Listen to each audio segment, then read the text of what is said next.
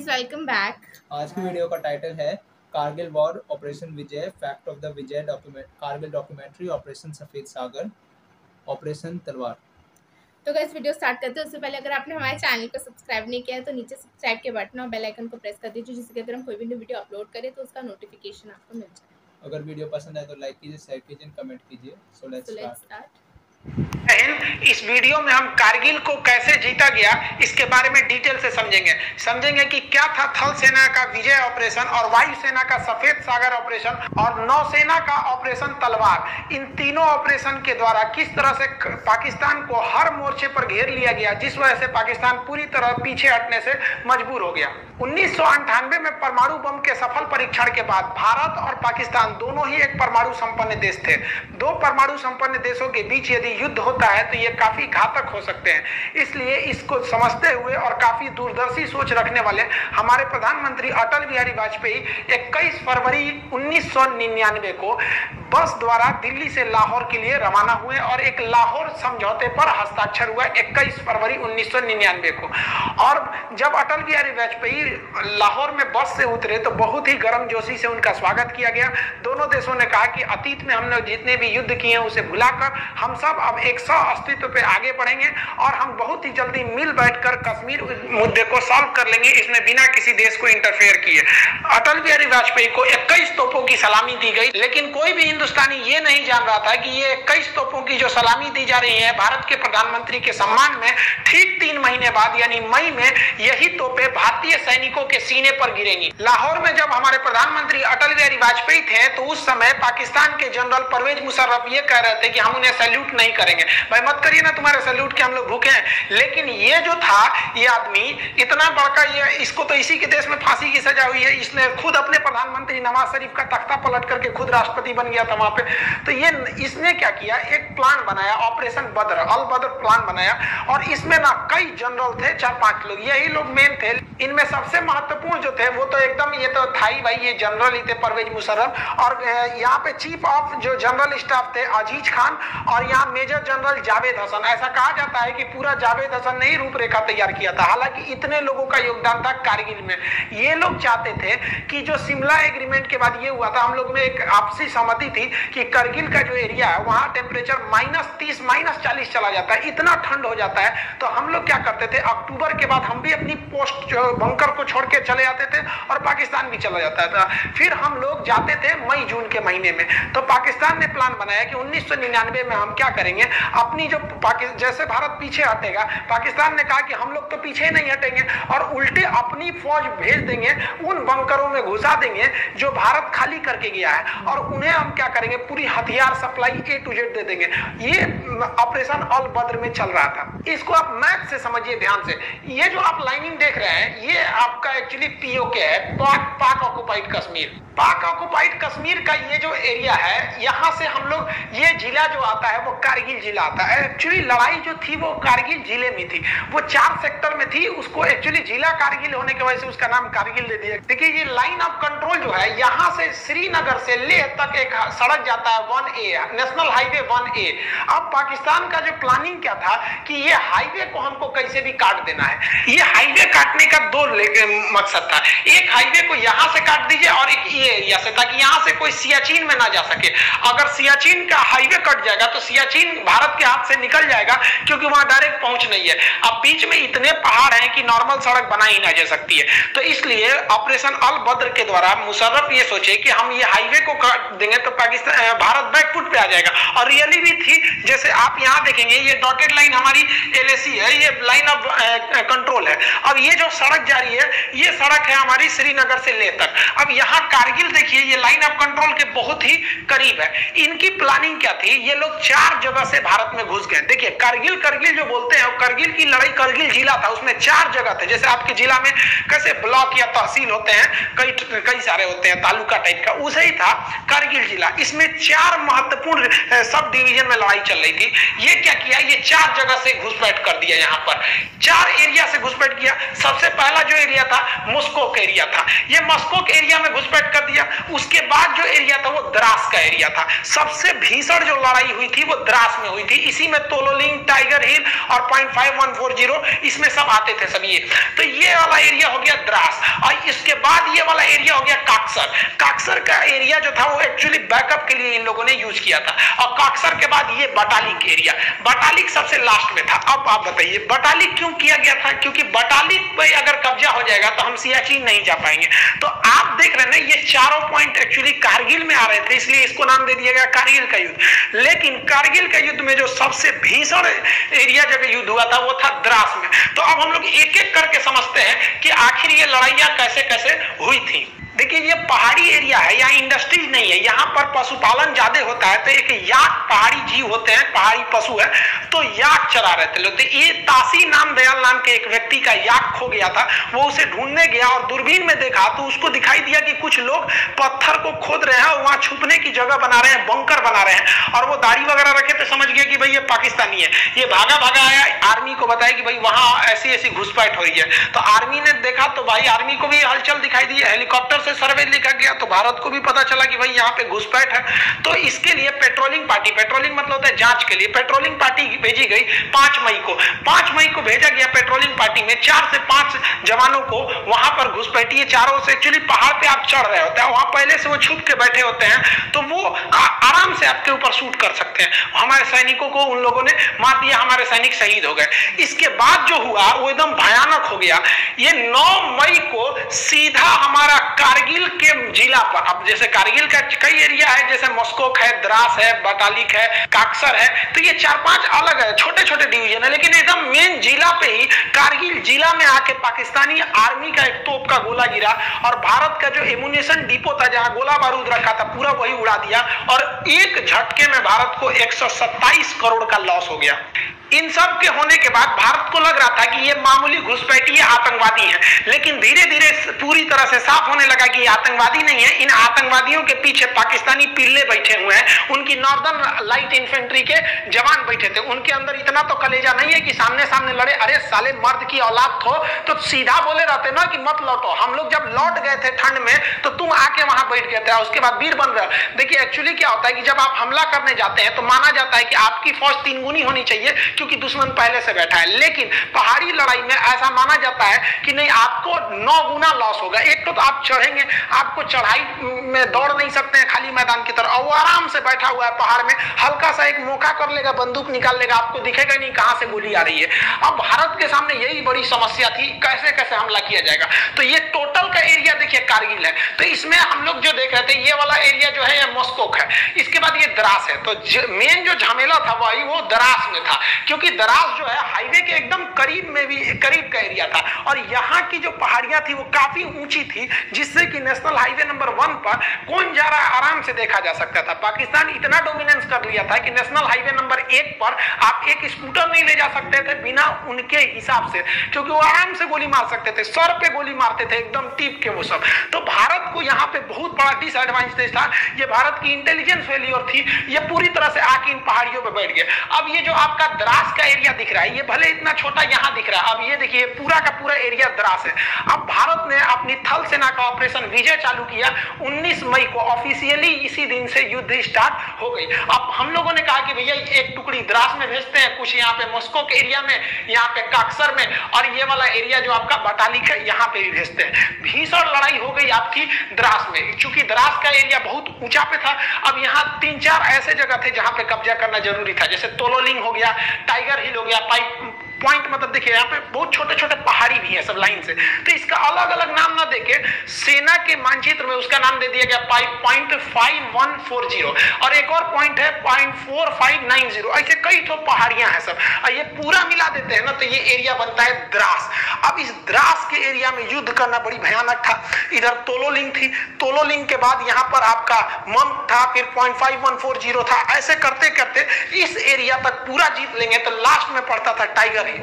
Tiger हिल बहुत ही ज्यादा height पर था और इन सब पे पाकिस्तानी बैठे हुए थे, सब इतना भीषण एरिया में ये लोग आकर बैठ गए थे। अब भारत को नीचे से जाना था इस एरिया में। जनरल परवेज मुशर्रफ के प्लान के हिसाब से उन लोगों ने भारत के 140 पोस्ट पर कब्जा कर लिया था, बंकर बना लिए थे और हर पोस्ट में उन्होंने भारी मात्रा में heavy machine gun, mortar, artillery, पीछे से तोप का support, stringer, surface to air missile, हर तरह के मिसाइलों से लैस थे और वो लगभग 1500 की संख्या में थे। समस्या ये थी कि यही नहीं समझ में आ रहा था कि वो हमला कहां से कर रहे हैं। ये द्रास का सेक्टर अगर आप देख रहे हैं तो ये वाला जो एरिया है वो टाइगर हिल है। ये सबसे हाइट पे था इस एरिया में टाइगर हिल, लेकिन इसके इधर कई तो 0.5140 थी। यहाँ पर आपने सुना होगा विक्रम बत्रा, दिल मांगे मोर। तो ये लोग इस एरिया में ना, जो हमारे राजपूताना राइफल थी, ग्रेनेडियर थी, जम्मू कश्मीर राइफल थे, जाट रेजिमेंट के सैनिक थे, गोरखा थे, कई सारे पूरी भारत के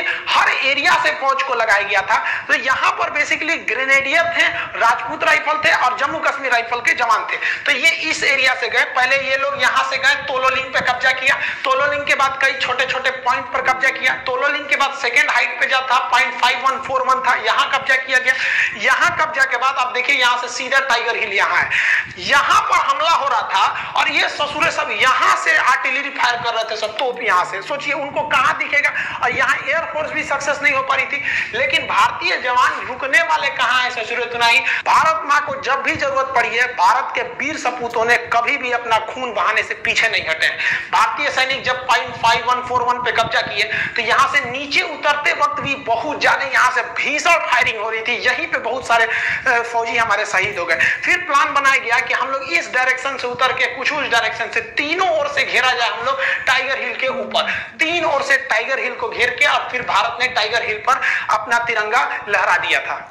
देखिए यहाँ पर जो एरिया दिख रहा है ये आपको टाइगर हिल दिख रहा है। अब टाइगर हिल से इतना दूरी पे आप देखेंगे तो ये तोलोलिंग का एरिया, ये तोलोलिंग पहाड़ी है। ये टोटल एरिया जो है वो द्रास है। अब तोलोलिंग की जो पहाड़ी है वो काफी ऊंचाई पर स्थित है, वहां पर लड़ाई करना काफी मुश्किल हो गया था तोलोलिंग पर। अब यहाँ तोलोलिंग पे तो पहले से तोलोलिंग पीक है, यहाँ पे पाकिस्तानी पहले से बैठे थे और जो हिंदुस्तानी फौज थी वो नीचे से आ रही थी। अब हिंदुस्तानी फौज नीचे से जब चढ़ रही थी तो ये जो पाकिस्तानी थे इस साइड में अपनी आर्टिलरी गन रखे थे, यहां से हमला कर देते थे। अब तोलोलिंग की ऊंचाई से ये पूरे एरिया पे डोमिनेट करते थे। ये एरिया नीचे होने की वजह से हम लोग जब द्रास से ऊपर चढ़ना चालू किए तोलोलिंग पे तो ये सीधा हमला कर देते थे। फिर भी भारतीय सूरवीरों ने किसी भी तरह इस मुश्किल चोटी के ऊपर चढ़ान किया।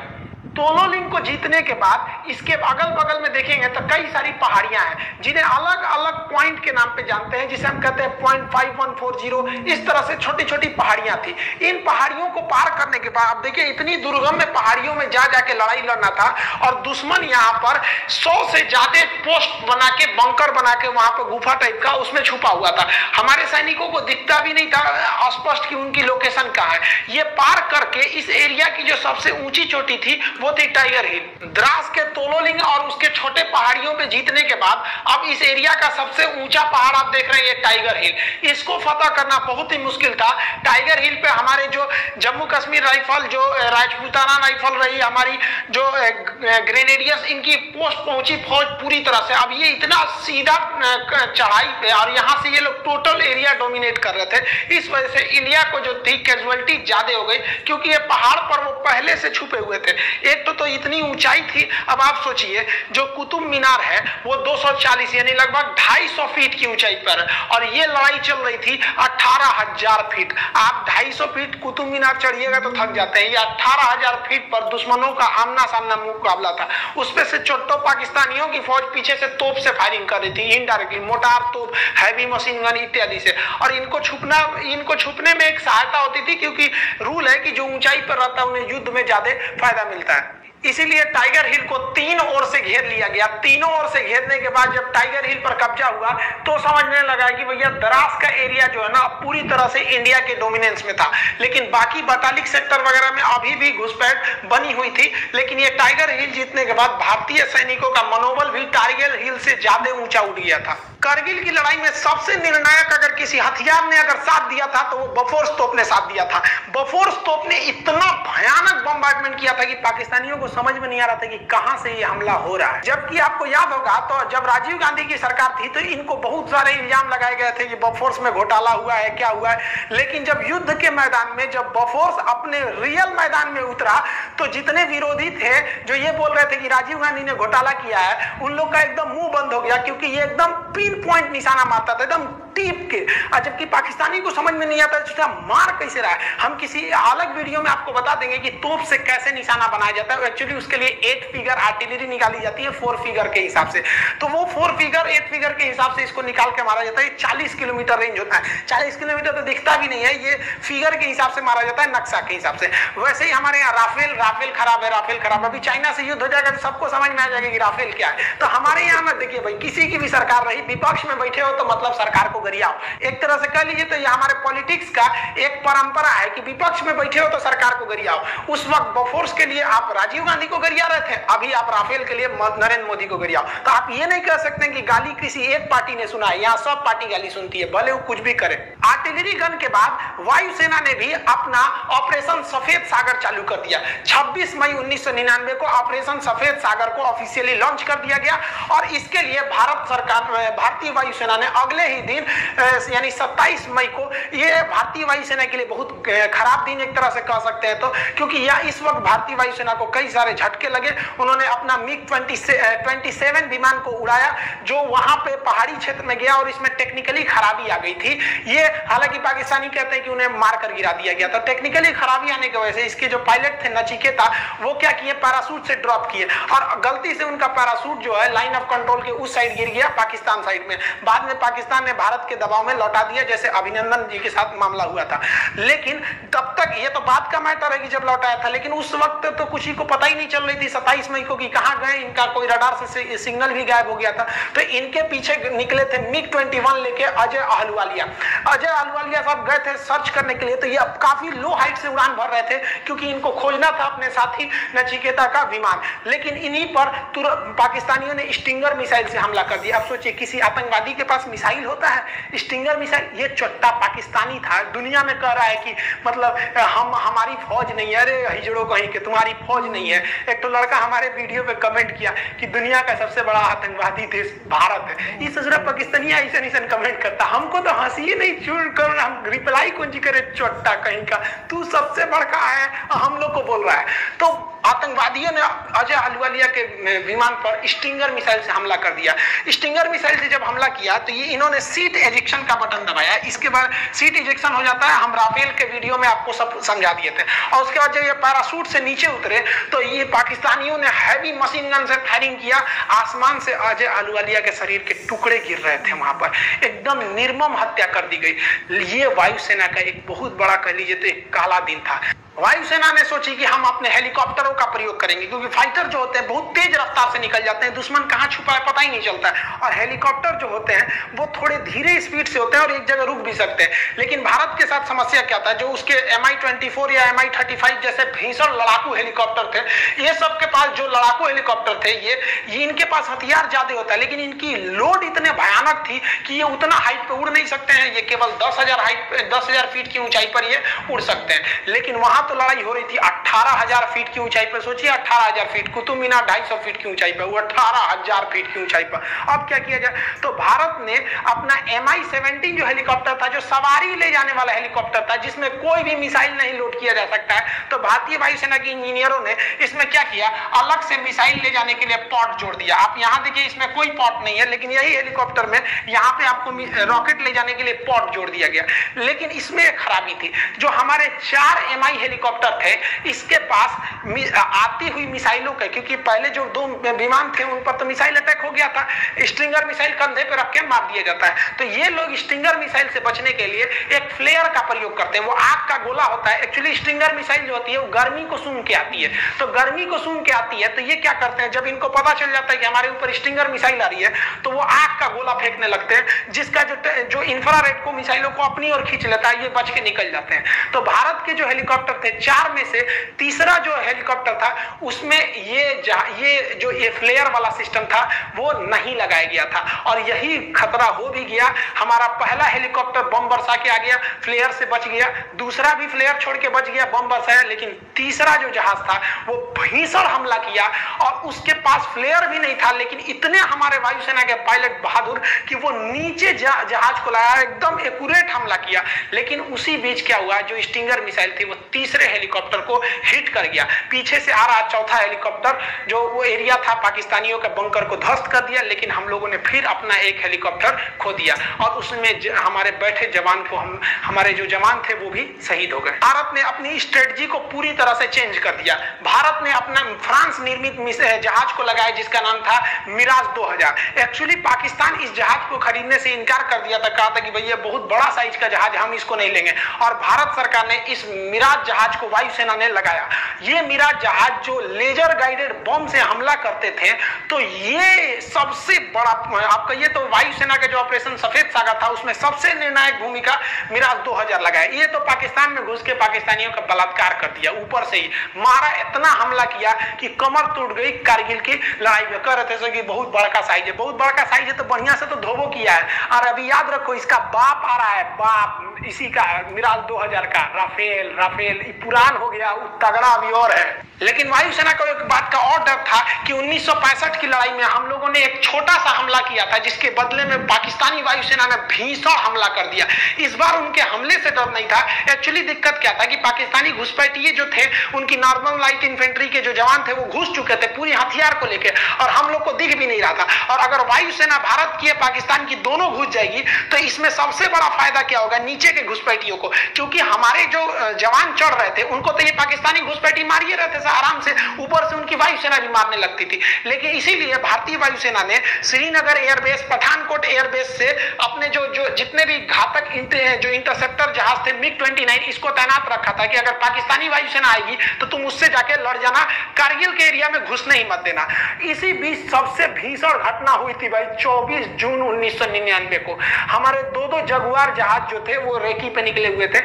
इसी जहाजों ने क्या किया, उनको लगा नीचे एक तो गुलटेरी जगह था, इन जहाजों को लगा कि भाई नीचे काफी ज्यादा फौज है और वो नीचे काफी फौज का जमावड़ा था। तो जो आगे का पायलट थे वो काफी यंग थे, जो पीछे बैठे थे उनका नाम था, पायलट का नाम AK सिन्हा। तो AK सिंह जो थे ये थोड़े सीनियर पायलट थे। तो ये आगे वाला जो पायलट था वो गुलटेरी में जो फौज खड़ी थी उनका बहुत बड़ा कैंप था, नीचे पाकिस्तानी बहुत बड़ी फौज में खड़े थे, उन पर मिसाइल लॉक कर लिया। और आपको हम वीडियो में बता चुके हैं राफेल वाले में कि एक बार मिसाइल लॉक हो गया ना तो आप बच नहीं सकते, वो मिसाइलें खोज के मार देगी आपको। तो ये ग्राउंड पे एकदम लॉक कर लिया और इनने पूछा अपने सीनियर से कि हमने लॉक कर लिया है बहुत बड़े अड्डा को, कि हम इसे उड़ाने जा रहे हैं। तो उन्होंने कहा कि रुक जा एक बात बता, तुम उस साइड पाकिस्तान में घुस गए हो कि इंडिया में ही हो? तो ये कहे कि हम तो पाकिस्तान वाले एरिया में घुस गए। कहा कि मत मारो, क्योंकि इस दिल्ली का सीधा आदेश है कि आप पाकिस्तान के एरिया में हमला नहीं कर सकते। ये बहुत अच्छा डिसीजन था, क्योंकि 1 साल पहले हम लोगों ने 1998 में परमाणु बम फोड़ा था, पूरी दुनिया हमारे खिलाफ थे, जैसे अभी ईरान के खिलाफ है, उस समय हमारे खिलाफ थी। और अगर हम लोग पाकिस्तान में घुस के मार देते तो ये तो एक तरह का ये तो ओपन युद्ध हो जाता। और अपने एरिया में मार रहे हैं तो पूरी दुनिया हमारा साथ देगी कि भैया हम अपने एरिया में आतंकवादियों को मार रहे हैं, तो कहीं उधर मत मारो। और आपको जानकर ताज्जुब होगा, जहां ये पायलट मिसाइल लॉक किया था ना, ये हमारा एयरफोर्स का ही पायलट हुआ, एकदम नौछड़िया भी यंग था, जानबे करते हिंदुस्तान के यंग लड़का लड़े में कितना आगे। और किस्मत अच्छा था, नवाज शरीफ उनके प्रधानमंत्री और उनके थल सेना अध्यक्ष परवेज मुशर्रफ, ये लोग उसी कैंपुआ में थे। सोचिए अगर सीनियर मना नहीं किया रहता तो जूनियर तो धो दिया रहता। अब आप याद समझिए थोड़ा, एक छोटा सा देश था ऑस्ट्रिया, जिसके यानी राजकुमार की हत्या कर दी गई। उस हत्या की वजह से प्रथम विश्व युद्ध चालू हो गया। वही हाल था यहाँ, एक परमाणु संपन्न वाला दूसरे देश के परमाणु संपन्न के सेना अध्यक्ष को मार देने से कुछ खास बवाल नहीं होता है, क्योंकि सेना लड़ने के लिए, लेकिन राजनीतिक व्यक्ति की हत्या करने पर बवाल हो जाता है। तो भयंकर बवाल हुआ रहता, क्या युद्ध का मोड़ लेता समझ में नहीं आता। तो ये बहुत अच्छा हुआ। एक तरह से हम तो करते थे कि मारिए दिया रहता तो हो जाता, क्या हो जाता भाई, ज्यादा से ज्यादा और युद्ध लड़ते नहीं लड़े हैं 71 में, 65 में, 84 कराची में एगो और लड़ते ससुरा क्या कर लेता पाकिस्तान यहाँ पे। ऊंट के मुतने से रेगिस्तान में बाढ़ थोड़े आता है, क्या कर लेंगे, इनके औकाते कितना है। ये सब तो चल ही रहा था, नेवी ने और अत्याचार कर दिया। नेवी ने अपना ऑपरेशन तलवार चालू कर दिया। ऑपरेशन तलवार के तहत भारतीय नेवी ने पाकिस्तान की ओर एंट्री मार दी और यहाँ पर जो हमारे वेस्टर्न नेवल कमांड था और साउदर्न नेवल कमांड था ये भी घुस गया अरब सागर में, और अरब सागर में घुसकर पाकिस्तान का पूरी तरह से नेवल ब्लॉकेज लगा दिया। भारतीय वायुसेना के पूरे युद्धक जहाज घुस गए सब वहां पर और नेवल ब्लॉकेज लगा दिया। भारतीय नौसेना ने ऐसे मिसाइल मारा, जो पाकिस्तानी जहाज थे उनके बगल में मिसाइल जानबूझ के मारता था, जो उनके मर्चेंट वाले जहाज थे, जो उनका पेट्रोलियम लाने वाला था, सारा जहाज उधर ही रुक गया कि ना हम ना जाएंगे, नेवी उधर मार रही है। पूरी तरह से पाकिस्तान का इतना भयानक नेवल ब्लॉकेज था कि पाकिस्तान के पास केवल 6 दिन का पेट्रोलियम बचा था, नहीं तो उसके बाद उन लोग गाड़ी चलाते लोग, चलाओ ससुरा तुम्हारा पास, इतना भयानक काम किया था। तो नेवी के रोल को भी हमें भूलना नहीं चाहिए। पाकिस्तान जो है वो मदद मांगने के लिए चला गया अमेरिका में। 4 जुलाई को अमेरिका में इंडिपेंडेंस डे के रूप में मनाया जाता है, तो वहां क्लिंटन साहब के पास पहुंच गया। एक्चुअली जो पाकिस्तान है ना, पहले अमेरिका का रखेल था, अभी वो चाइना का रखेल बन गया है। पहले वो अमेरिका से फसल था, तो अमेरिका से कहा कि सुनिए ना मदद करिए मेरा। अमेरिका के पास गया मदद करने के लिए, तो अमेरिका ने पूछ दिया नवाज शरीफ से, ये बताइए वो नॉर्दर्न इन्फ्लेंट्री आपकी फौज घुसी है कि नहीं घुसी है। तो कहा कि हमरे फौज घुसी है, और ये चट्टा घुसा दिया बिना हमरे बताइए।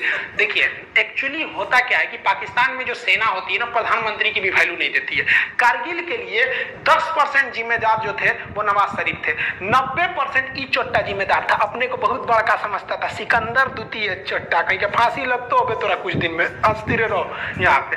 तो ये इनको तो पता था, ये तो बेचारा खुद अपने जनरल से डरते थे, जबकि ये इतना बड़का नमक हराम है कि इसको जनरल का पद नवाज शरीफ ने दिया था, जबकि ये सबसे जूनियर था जनरल की लिस्ट में, फिर भी इसको दिया। ये क्या किया, नवाज शरीफ को हटा के अगले साल खुद क्या बन गया, राष्ट्रपति बन गया। हम बढ़िया से हुआ। ये तो तू लोग यार अपने देश का नहीं है तो हम लोग का कहां से हो जाएगा।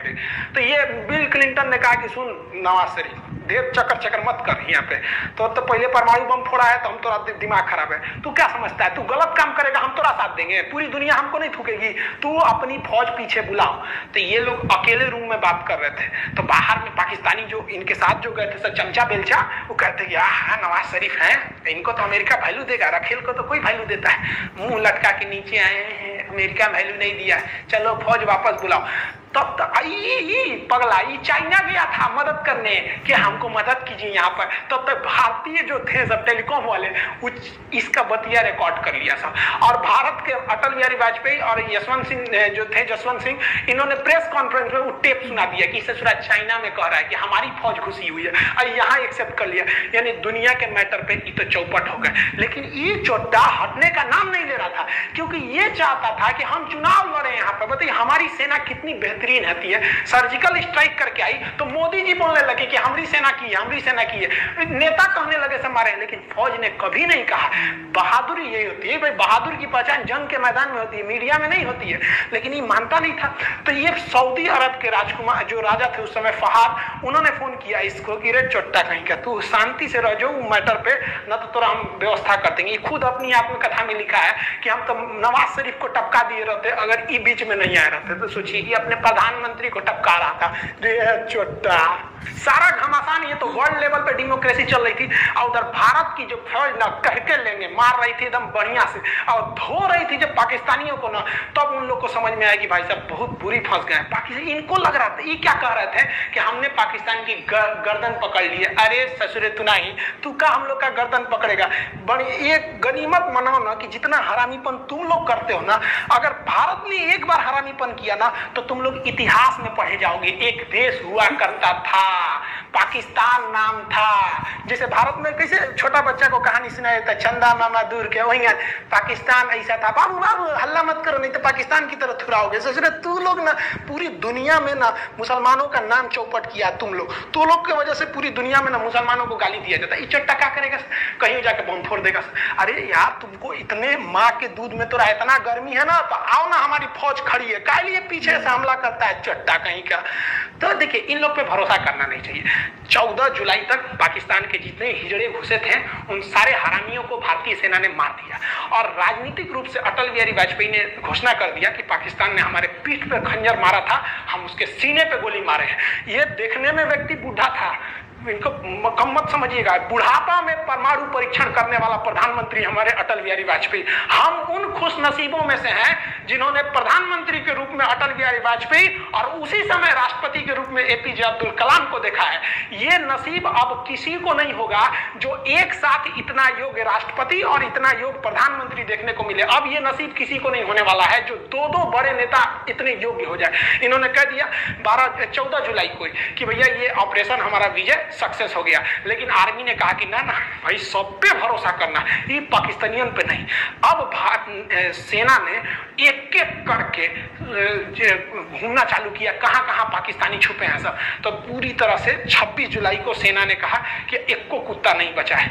इस ससुरा सब लाश लेने नहीं आया था अपनी फौज का, कह रहा था कि हमारी फौज नहीं है, जबकि जेब में आई कार्ड था कि पाकिस्तानी आर्मी नॉर्दर्न इन्फेंट्री। ससुरा कहीं अरे लाश तो ले जाते यार, हम लोग लाश दे सकते थे। भारतीय सेना की बहादुरी देखिए। पाकिस्तानियों ने जब 14 मई को हमारे पेट्रोलिंग पे गए कैप्टन सौरभ कालिया को पकड़ा था, चारों ओर से घेर लिया था, तो इन पर इतनी यातनाएं दिया था ना, इनके आंख निकाल लिए थे, इनके होंठ और जीभ काट लिए थे, कान काट लिए थे सब, नाखून निकाल लिए थे सब, इनके कपड़े उतार कर इनके गुप्तांगों को काट लिया गया था, इनके लाश के टुकड़े करके बोरा में भर के फेंक दिया गया था। इन हरामी पाकिस्तानियों ने इतना गलत काम किया जो युद्ध इतिहास में कभी ऐसा नहीं है, युद्ध के नियम में नहीं है ऐसा। जबकि भारतीय सेना जब अपना सर्च ऑपरेशन कर रही थी, जो कुछ पाकिस्तानी जो थे मर गए थे, कुछ घायल थे, जो अपने आखिरी सांसें ले रहे थे, उन्हें इज्जत से पानी पिलाया, उन्हें इज्जत से दफनाया। उन्हें पहले पाकिस्तान को कहा कि आप अपने फौज को ले जाइए, नहीं ले गया तो उन्हें इज्जत से दफनाया गया था।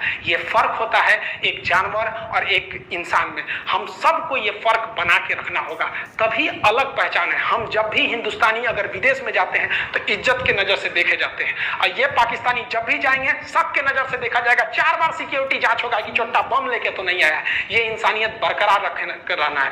दुश्मनी के आड़ में हमें पाकिस्तान से बेहतर बनना है, न कि पाकिस्तान से खराब बनना है। ये इंसानियत हमारी सेना की बरकरार रहनी चाहिए जो उनके अंदर कूट कूट के भरा है। इस लड़ाई में घाटा क्या हुआ? पाकिस्तान के कई सैनिक मारे गए, अमेरिका से उनका रिश्ता खराब हुआ, पूरी दुनिया का पाकिस्तान के ऊपर से फेथ खत्म हुआ, पूरी दुनिया को लग गया कि ये जम्मू कश्मीर और सियाचिन पर रास्ता रोकना चाहते थे, तो क्या रोकेगा हम लोग का? इन लोग की डिप्लोमेसी फेलियर हो गई। और सबसे बड़ा जो घाटा लगा इन लोग को, वो इनके आर्मी में कोऑर्डिनेशन ही नहीं था। इनके वायुसेना को पता ही नहीं था, नौसेना को पता नहीं था कि कारगिल में युद्ध होने वाला है। ये तो ससुरा बस इसका मन बढ़ ही था, ये कर दिया। लेकिन भारत की अगर बात करेंगे तो भारत के साथ भी कई समस्याएं थी। पहला कि भारत के लिए वेदर एकदम खराब था, मौसम पूरी तरह खराब था, हाइट इतनी ज्यादा थी कि हम लोग हाइट पे चढ़ रहे थे, तो हाइट की वजह से प्रॉब्लम हम लोग को फेस हो रहा था युद्ध के वक्त में, और ऑक्सीजन वहां कम हो जा रहा था, और हम लोग तो रेडी ही नहीं थे लड़ाई के लिए। और अचानक हो गया, कौन रेडी रहेगा भैया? फरवरी में हम लोग मिलने गए, हमारे राष्ट्रपति हमारे अटल बिहारी वाजपेयी वहां जाके प्रधानमंत्री से गले मिलने, हमको क्या पता तुम खंजर घोंप देगा यहाँ पे।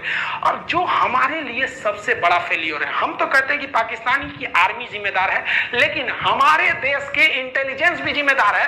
तुम जासूस किस काम का रहे कि तुमको ये पता नहीं चल रहा है कि पाकिस्तान की हजारों फौज घुस गई, वो आर्टिलरी लेके चले आए, एमुनेशन लेके चले आए, मिसाइल लेके घुस गए, हमारी फौज चुपचाप मुंह देख रही है। हमारी फौज तो बहादुरी से लड़ी, जो जासूस थे सब, इंटेलिजेंस वो चोट्टे कहां मर गए थे सब। और ये हमेशा से यही होता है। 1962 की लड़ाई हम लोग को मुंह की खानी पड़ी यही जासूसों की वजह से। 1984 में ये ससुरे सियाचिन में घुस गए थे, फिर भी कुछ नहीं हुआ। अरे सब छोड़िए, 2008 में देखिए ना, मुंबई में जब हमला हुआ तो हमारे जासूसों को पता ही नहीं था कि कजमल के साथ घुस गया, हमला कर दिया, छोटा सरकारी नौकरी लेना है, कोनो काम का नहीं है सब अधिकारी। इनको ले आके हम तो रहते ना वहां पे, हमारे पास पावर रहता ना, हम तो ससुर जितने अधिकारी है ना ससुर को जिस तरह से पाकिस्तानियों को भूने थे ना उस तरह भून देते ससुर। तुम क्या कर रहा है? क्योंकि हम युद्ध जीत सकते हैं। हमारे इतिहास में एक और शौर्य गाथा लिखी जा सकती है, लेकिन उन माओ की गोद जो सुनी हो गई करगिल की लड़ाई में, उन्हें हम कभी नहीं लौटा सकते। उन चोट्टे जासूस इंटेलिजेंस वालों की वजह से बस नौकरी हो गया ना, सरकारी नौकरी, अब कौन जरूरत है जासूसी करने का? मेहरारू संगे घूमो हम लोग, हाँ कैसी हो देश बाहर में जाए। आज के वक्त में देखेंगे तो काफी तकलीफ होता है। आप कभी फौज में जाइएगा ना, वहां पर जो हिंदू मुस्लिम सिख ईसाई इनके जो पूजा स्थल होते हैं ना एक पास होते हैं, वहीं पर आपको नमाज पढ़ना है, उसी के बगल में पूजा करना है, वहीं पे गुरुद्वारा में जाना है। एक ही होता है कैंपस, उसी में सब होता है। और या हम लोग मरे जाते हैं, तुम हिंदू तुम मुस्लिम तो ये अरे यार क्या करें, तो कुछ तो सिखों से सीखना चाहिए। या ये they are born for others, ये दूसरों के लिए जन्म, इतनी सेवा करते हैं ये समाज की जिसका कोई हद नहीं।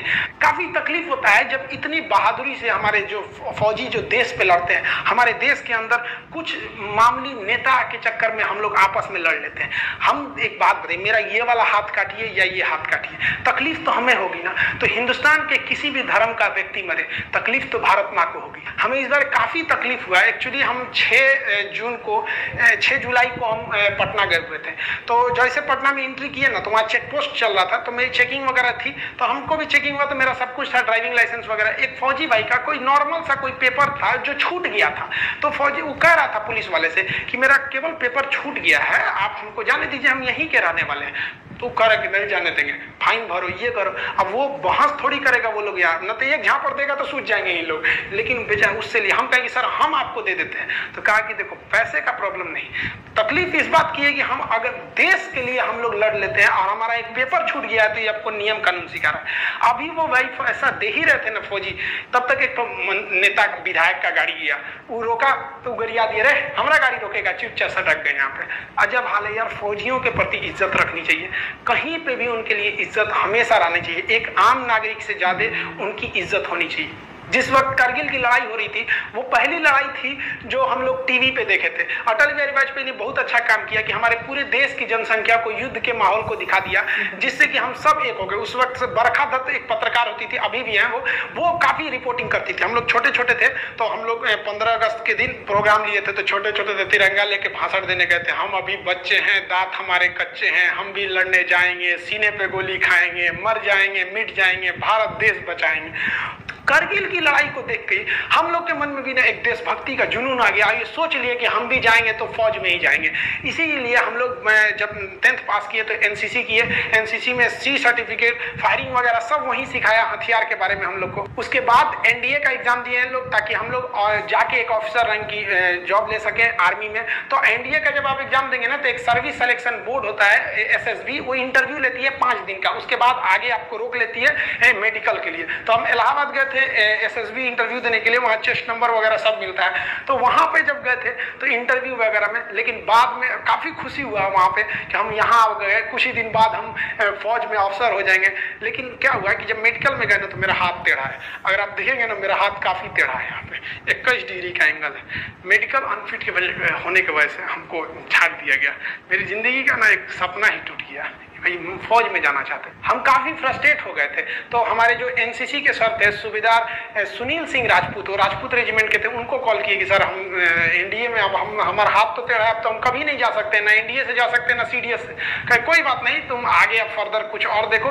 क्योंकि एपीजे अब्दुल कलाम भी गए थे, तो उनका भी सिलेक्शन नहीं हुआ था। तो जब इतने महान लोग का नहीं हुआ, तो थोड़ा सा अपने आप को समझाने का एक हिम्मत आया कि नहीं, अब हम भी कुछ कर सकते हैं देश के लिए। इन्होंने बहुत कुछ किया, हम लोग तो इनके पैर के धूल के बराबर भी नहीं है। हम आप सबसे कहना चाहेंगे कि जहां भी रहें, आप फौजियों के लिए एक रिस्पेक्ट बनाए रहें। हम लोग के घर के आगे से जब कारगिल के वक्त में गाड़ियां भर भर के जाती थी, ट्रेन ना, हम लोग ट्रेन के ट्रैक के किनारे खड़ा होकर सब लोग सैल्यूट करते थे, जय हिंद सर। छोटे छोटे हम लोग थे। तो अभी भी आप भी जहां रहिए उनकी रिस्पेक्ट करिए, क्योंकि वो वहां खड़े हैं, हमारी बदले की तकलीफ वो अपने सर झेल रहे हैं, इसलिए हम आज यहाँ मुस्कुरा रहे हैं। मिलेंगे नेक्स्ट वीडियो में आपसे, तब तक के लिए जय हिंद। गाइज यहाँ पे वीडियो ख़त्म हो गई, और जिस किसी ने भी हमें रिकमेंड की थी, thank you so much. And सबसे पहले तो मैं ये बोलूँगी, जो उन्होंने वीडियो के लास्ट में बोला ना कि जब ये जा रहे थे तो एक पुलिस वाले ने उन फौजी को रोका और बोला कि आप पेपर, मतलब उनका कुछ वो था। तो ये चीज़ उन्होंने सही बोली कि वो सबसे बड़ी ड्यूटी कर रहे हैं। मतलब like I am not comparing police की और उसकी, बट ये है कि जब वो मतलब देश के लिए कर रहे हैं, तो मैं तो कहती हूँ कि फ्री हो जाना चाहिए। और ये चीज़ ठीक है, उन्होंने लिया, वो पुलिस वाले जो भी हैं वो भी अपनी ड्यूटी कर रहे हैं, पर वो चीज़ गलत थी जब वो नेता की गाड़ी वहाँ से जा रही है और वो उनको बोल रहे तुम हमारी गाड़ी रोके से रोको, फिर चुपचाप अपनी नौकरी बचाने के लिए कि हाँ इनको जाने दो। ये चीज़ बहुत गलत है एक्चुअली। मैं तो कहती हूँ जो भी डिफेंस पर्सन है उनके लिए, मतलब मैं ऐसा नहीं कह रही कि चालान नहीं काटना चाहिए, काटो, बट थोड़ा इज्जत होनी चाहिए, क्योंकि वो हमारे लिए उधर खड़े हैं। और एक चीज़ और, जब अटल बिहारी जी गए पाकिस्तान में, तो उन्होंने बोला कि वो एकदम गले मिल रहे हैं, वो बोल रहे थे इतनी लड़ाई हो गई, अब कोई लड़ाई नहीं करेंगे, जम्मू कश्मीर वाले मुद्दे का भी हल निकालेंगे। तो मतलब इन लोगों ने धोखा देने में 1 साल का भी टाइम नहीं लिया, 2 साल का भी टाइम नहीं लिया, उसके 3 महीने बाद ही लड़ाई शुरू हो गई। तो ये बहुत धोखे वाली बात थी। एक्चुअली हमारे तो दोनों एनिमी कंट्रीज ही ऐसे, चाइना भी ऐसा ही है। तो ये एक चीज़ थी। और सेकेंडली एक ये भी बहुत वो था कि अभी भी कुछ लोग हैं जो कहते हैं कि नहीं, पाकिस्तान के साथ पीस होना चाहिए। पीस किसको नहीं पसंद, सबको शांति पसंद है। कौन चाहते हैं कि डेली लड़ाई हो? वो लोग रिएक्शन चैनल्स देखते हैं पाकिस्तान के, कुछ लोग हैं। और मैं ये नहीं कह रही कि मतलब आप लोग इंडियन रिएक्शन चैनल्स को प्रमोट करो, मैं ये नहीं कह रही आप लोग हमारे रिएक्शन चैनल देखो, बट इंडिया में भी इतने सारे रिएक्शन चैनल्स हैं, आप उनको प्रमोट कर सकते हो। और क्या कहते हैं, जस्ट बिकॉज कि पाकिस्तान वाले मतलब ऐसा थंबनेल लगाए, कुछ लोग प्रोपेगेंडा भी करते हैं चैनल के थ्रू, हम उनका नाम नहीं लेना चाहेंगे, दिखाने के लिए। कुछ लोग ऐसे थंबनेल इतना अट्रैक्टिव बनाएंगे कि आपको क्लिक करना है। जो भी है खुद के अंदर ये चीज़ होनी चाहिए कि कौन चाहता है, मतलब अगर और किसी कंट्री का होता तो वो लोग देख भी नहीं रहे होते ये। बट अपने इंडिया में कुछ लोग ऐसा है, इन्होंने बरखा दत्त का भी एग्जांपल दिया था, वो तो खैर वो रिपोर्ट वाला है। तो हाँ, ये चीज़ है। और जो इन्होंने एक चीज़ बोली कि इंटेलिजेंस फेलियर था, पर जैसे कि इन्होंने 26/11 का बोला, बट धीरे धीरे अभी सुधर रहा है आई गेस इंटेलिजेंस फेलियर। बहुत सारी आते होंगे आजकल इंटेलिजेंस, जैसे मैन वर्क के अलावा जैसे वहाँ पे सॉफ्टवेयर का इस्तेमाल, जैसे पेगासस का इस्तेमाल किया इंडिया ने, और कई सारी फॉर्म आ गई आजकल इंटेलिजेंस के, एक सर्विलेंस नैनो ड्रोन्स आ गए, तो कई सारी बहुत कुछ डोमेन इंक्लूड हो गया आजकल। और एक चीज़ बहुत अच्छी थी, बोल रहे थे हमारे वो देख 18,000 फीट की ऊंचाई, जहाँ तक हेलीकॉप्टर भी नहीं जा पा रहे थे क्योंकि हेलीकॉप्टर में लोड था इतना। सो जो हमारे सैनिक वहाँ पे लड़ रहे थे, और वो जब ऐसे ऊपर चढ़ रहे थे, ऑफकोर्स वो नीचे वो पत्थर पे फेंक रहे होंगे, गोलीबारी भी कर रहे होंगे, वो एक पत्थर ही गोली के बराबर लगता है ना, बहुत। और लाइक ये बहादुरी की बात है, अगर हमारे लाइक जो सोल्जर्स उन्होंने बहादुरी नहीं दिखाई होती तो हिस्ट्री कुछ और होती। और क्या कहते हैं, एक रिस्पेक्ट होनी चाहिए सोल्जर्स के लिए। और कुछ जैसे कि इसमें जो जिक्र किया था कि टू फ्रंट वॉर के बारे में, जो इंडिया के 2 नेबर्स है, उसके बारे में जो हमारे लेट जो जनरल थे वो बिपिन रावत जी, उन्होंने भी एक बुक लिखी थी 2.5 फ्रंट, जिसमें वो बताते हैं कि 2 फ्रंट इंडिया पाकिस्तान और चाइना है 2 फ्रंट। 3rd फ्रंट पे लाइक जो प्रोपोगेंडा वाले जो इंडिया के अंदर रह के जो इंडिया में ही दगा कर रहे हैं, जो बैठ के लाइक प्रोपोगेंडा कर रहे हैं, उसके बारे में बहुत अच्छी लिखी गई थी। और एक चीज बहुत अच्छी थी, इन्होंने बोला कि अटल बिहारी जी ने सब कुछ लाइक बताया था कि कहाँ पे क्या हो रहा है, लाइव प्रसारण और लाइव टेलीकास्ट किया था, उससे कंट्री पूरी बाइंड हो गई। हाँ, ब्रदरहुड वो कितना भाईचारा आ गया था। चाहे आप किसी भी रिलीजन को, किसी भी कास्ट को, doesn't matter, at last country matter करती है, क्योंकि कंट्री नहीं बचेगी फिर लड़ाई करके क्या ही है। मैंने कई लोगों से सुना था कि उस समय कुछ ब्लड डोनेशन का भी ज्यादा चल रहा था, बताइए। उस टाइम देखते एक्चुअली भारत एक पीसफुल कंट्री है, वो पहले नहीं चाहेगी लड़ाई, लेकिन जब आगे से दुश्मन ही लड़ाई की शुरुआत कर रहा है या फिर पहल कर रहा है, तो भारत पीछे नहीं हटेगा उसमें। और टीवी था उस टाइम पे, कलर टीवी भी एक्चुअली चल गए थे, लेकिन इतना नहीं था कि जैसे ज़्यादा ही मीडिया जो आज कवर करती है वो चीज़ नहीं थी, मीडिया भी नहीं था, टीवी भी इतने नहीं थे, बट देखा उस टाइम पे। और उस टाइम पे मेरे हस्बैंड ने भी टेक पार्ट किया था उसमें। टेंशन रहती थी हमेशा, चिंता भी रहती थी, बट बहादुरी से जो काम किया हमारे जवानों ने सभी ने, और बाइंड करके मतलब तीनों फोर्सेस ने अच्छा काम किया था उस टाइम पे। लेकिन उससे भारत को काफ़ी एक्सपीरियंस भी मिला है उसके बाद में, कि मतलब जो पहले जैसे विश्वास करते हैं, हाँ, लड़ाई लड़ने का एक्सपीरियंस भी, और बात पे विश्वास ना करने का भी, कि भाई धोखाधड़ी भी होती है जैसे तीनों कंट्री से ही। और आप लोगों से एक ही रिक्वेस्ट है कि इंडियन रिएक्शन चैनल्स देखा करो। इवन हमें भी मेल आई थी पाकिस्तानी कंटेंट पे रिएक्ट करने के लिए, बट आई थिंक हमें इंडियन कंटेंट पे रिएक्ट करना चाहिए, क्योंकि पूरी दुनिया इंडिया के कंटेंट, हम यूट्यूब पे जाके तो सब इंडियन कंटेंट को कुछ जानते नहीं होंगे, फॉरेनर्स इंडिया पे करते हो, कुछ पता तो नहीं हम है, अपने देश पे क्यों नहीं करेंगे? ऑब्वियसली हम करेंगे। अब आप बोल दो कि पाकिस्तान पे रिएक्ट करो या किसी और कंट्री के पे करो, हम क्यों करें उस पे? हम अपने कंट्री पे रिएक्ट करें। हमारी कंट्री के अंदर इतने सारे कल्चर हेरिटेज है। और बाकी आपकी मर्जी है, पाकिस्तानी कंटेंट के लिए जो मेल आई थी हमारे, हाँ, और बाकी आप लोगों की मर्जी है कि आप लोग क्या देखना चाहते हो। जिसने भी कमेंट किया इसके लिए, जो थैंक यू सो मच करने के लिए रिएक्ट, उनका thank you so much. Video बहुत अच्छी थी, बहुत कुछ इन्फॉर्मेशन मिली हमें। और बस इस वीडियो के लिए इतना ही। आपसे अगली वीडियो में मिलते हैं, जब तक के लिए जय हिंद। जय हिंद।